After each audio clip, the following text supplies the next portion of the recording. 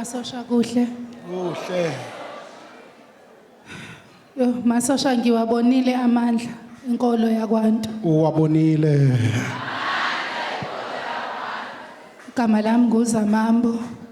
Uthumbi kaMkhize ukhabazela ugcobo kaMavovu uNgulezi ugcobo kaMhlanga. Ngizalo uMandlovu ugatsheni oboyabonyathi usaphuthe banomdlakuthi.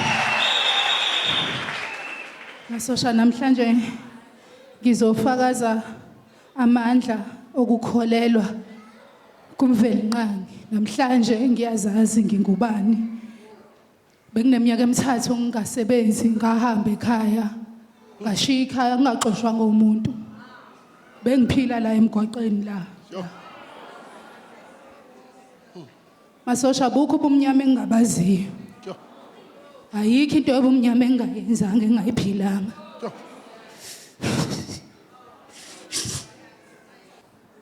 Ngiqalela ekhaya ukuza ngoDisemba uqala.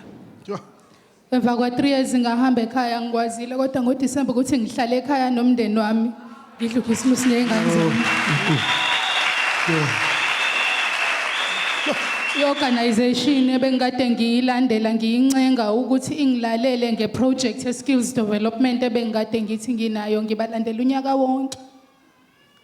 Ngithe ngiqala la ekhaya ngalandela insebenzo kwayibona bathi siyakuzwa uthi ubuwenza ama-drugs ubuphila yiphi impilo uthi awuyange rehab yini pho ekusizile.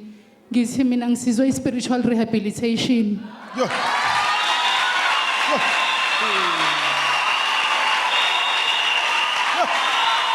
Uthi sisi usizwe yini? Spiritual rehabilitation ukulandela. Izolo ngibizwe emhlanganweni ukuthi ngizobachazela ngale revelation engihambayo engithi ngisizile yize bathi uhamba indawo 2 months kuphela kodwa uzothi usuwazi okungaka kulungileke. Bangibiza izolo emhlanganweni bathi siyakwamukela ka neproject yakho. Siyakuvulela iofisi ukuthi usilekelele naku administration ube unobhala weorganization. Uthi usisi